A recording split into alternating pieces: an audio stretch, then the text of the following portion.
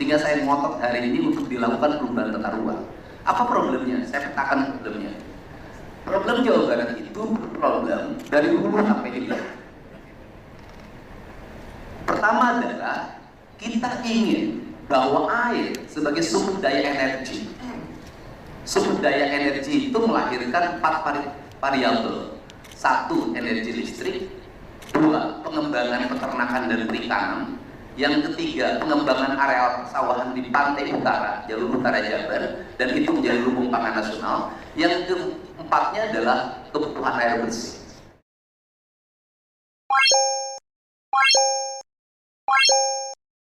Kembali lagi dengan info langit. Silahkan bantu channel ini dengan menekan tombol like dan subscribe-nya terlebih dulu. Baiklah teman-teman semua. Kali ini, kita akan membahas sebuah seruan dan peringatan KDM akan hal besar yang akan mengancam Jakarta. Jakarta bukan hanya ibu kota negara, tapi juga wajah kemajuan Indonesia. Namun di balik gemerlapnya, Gubernur Jawa Barat Deddy Mulyadi, yang akrab disapa Kang Deddy Mulyadi, mengungkapkan kenyataan mencengangkan. Jakarta berada di ambang krisis besar akibat kerusakan lingkungan di wilayah hulu Jawa Barat. Dalam sebuah pernyataan yang menggugah, Kang Deddy Mulyadi menegaskan bahwa hampir 70% kebutuhan air bersih Jakarta bersumber dari Waduk Jatiluhur. Padahal, kawasan hulu yang menjadi pemasok air, seperti Gunung Wayang dan Gunung Windu di Bandung kini mengalami kerusakan parah. Alih fungsi lahan dari hutan dan perkebunan, teh menjadi ladang sayur komersial telah menggerus daya dukung lingkungan. Tak hanya ancaman air bersih, Kang Deddy juga menyebut kerusakan ini dapat memicu krisis energi dan pangan. Daerah aliran Sungai Citarum, yang vital bagi keberlangsungan ekonomi Jakarta dan Banten, terus mengalami pendangkalan dan degradasi. Ini bukan lagi soal daerah, tapi soal kelangsungan hidup jutaan orang di Jakarta dan sekitarnya. Menurut Kang Deddy Mulyadi, kekuatan kapital telah mengubah struktur alam. Dan jika tidak segera ditangani dengan reboisasi, penataan ulang tata ruang, serta kolaborasi nyata antar provinsi, maka krisis hanya tinggal menunggu waktu. Kalau kawasan hulu tidak dijaga, Jakarta akan kehausan. Sebagaimana yang Kang Deddy Mulyadi tegaskan, seruan ini bukan sekadar retorika, tapi panggilan darurat untuk menyelamatkan lingkungan demi masa depan bangsa. Terima kasih Pak Pramono. Ini kelihatannya memang sebenarnya masalah Jakarta juga masalah daerah dan wilayah di sekitarnya. Kalau kita lihat, ya, Jawa Barat itu merupakan provinsi yang terpadat, terbesar, dan juga bisa kalau berkolaborasi saya rasa khususnya dalam tadi 3 hal itu.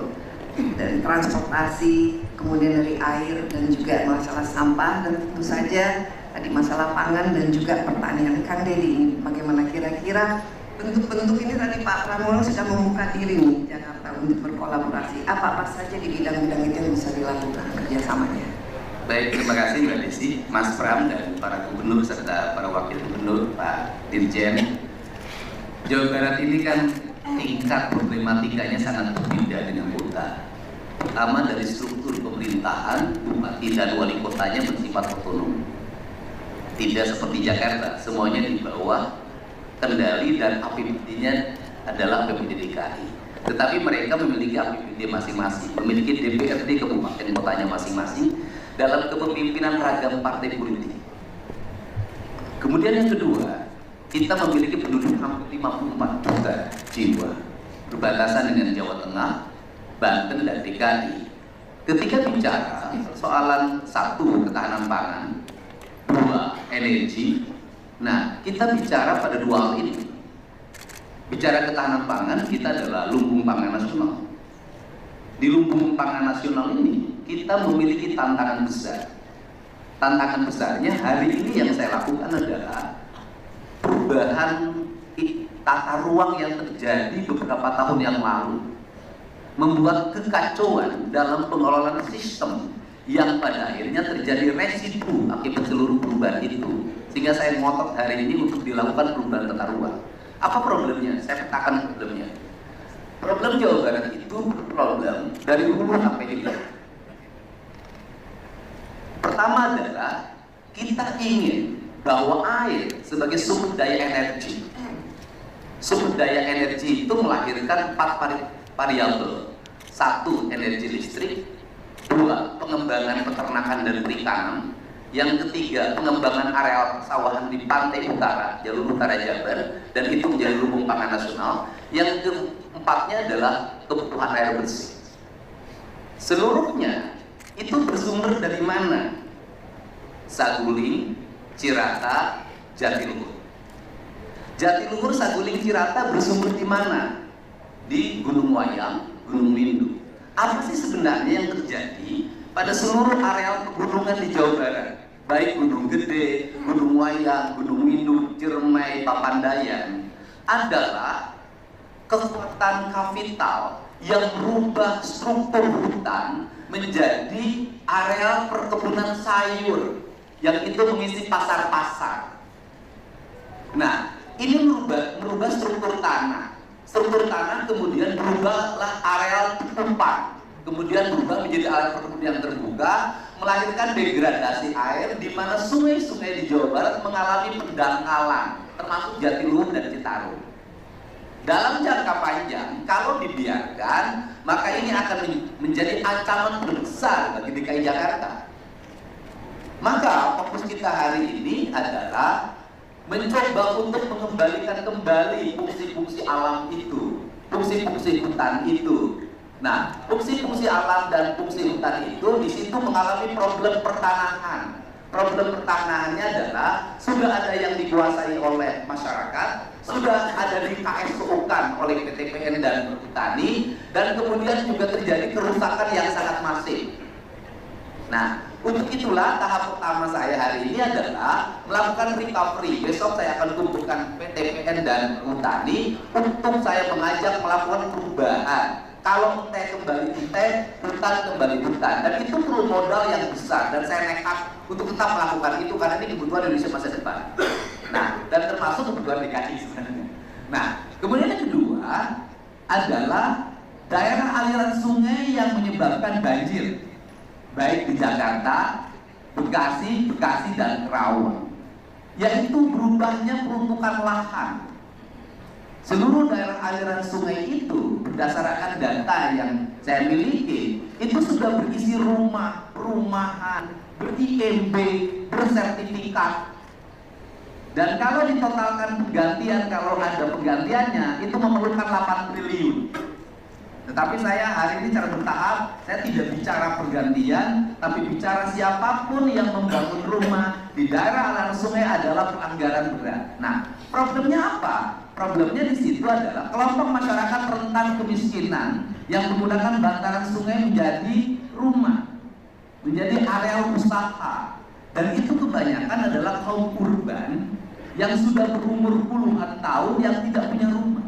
Sehingga ini saya sinergikan dengan program perumahan bagi rakyat miskin yang saya siapkan, sehingga mereka saya angkat kemudian nanti saya pindahkan ke rumah-rumah itu. Dan itu juga kita memerlukan waktu, saya targetkan tahun depan sudah selesai. Tetapi di balik itu perlu energi. Energinya apa? Para bupati, wali kota yang sama keberaniannya dengan gubernur. Karena kalau tidak punya keberanian, tidak bisa bongkar satu rumah pun. Dan itu kita harus melawan arus publik. Tetapi cara kebetulan Mbak Desi, arus publiknya hari ini memberikan dukungan yang penuh pada negara untuk mengembalikan kembali normalisasi sungai, bahkan tanpa biaya dukungan publiknya. Tapi saya tetap memilih mereka ditempatkan kembali pada rumah-rumah yang kami siapkan. Nah, dari seluruh rangkaian itu residu yang ketiga adalah yang ditanggung jawab adalah kebutuhan terhadap material bahan bangunan. Yang paling dekat kita punya Bogor Barat. Di Bogor Barat itu namanya ada Parung Panjang. Parung Panjang memberikan kontribusi terhadap pembangunan DKI Jakarta, terhadap pembangunan wilayah Tangerang. Tumbuhlah hotel-hotel, area perumahan mewah yang itu memberikan multiplier efek ekonomi bagi lingkungan, meningkatnya pendapatan pajak daerah. Tetapi Parung Panjangnya mengalami problem. Problemnya apa? Infrastrukturnya hancur total, masyarakatnya kena ispa. Nah, berapa biaya yang dibutuhkan untuk infrastruktur? 1,2 triliun.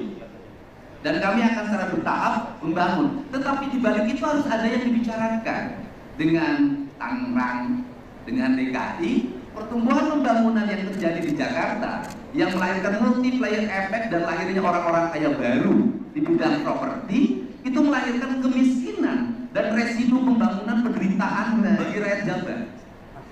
Harus ada recovery yang dilakukan secara bersama. Ini yang saya maksud. Nah, kemudian yang terakhir adalah degradasi fiskal. Degradasi fiskal dialami oleh siapa? Pemerintahan Kabupaten Kota. Karena P3K-nya harus diangkat dan kemudian dibayar oleh DAU. Belanja pembangunannya mengalami penurunan hampir 40%. Kemudian daerah-daerah pegunungan itu sepi dari investasi ekonomi karena perkebunan teh sudah tidak menjanjikan, perkebunan karet sudah tidak menjanjikan. Karena dua-duanya tidak menjanjikan, maka mereka memilih pertambangan dan penjualan pohon. Recovery ini harus dilakukan secara komprehensif. Agar apa? Agar pembangunan memberikan rasa adil bagi masyarakat, tidak melahirkan kekayaan bagi satu daerah, tapi kemiskinan bagi daerah lain. Dan sudut pandang ini harus sudut pandang yang bersifat nasional dan regional.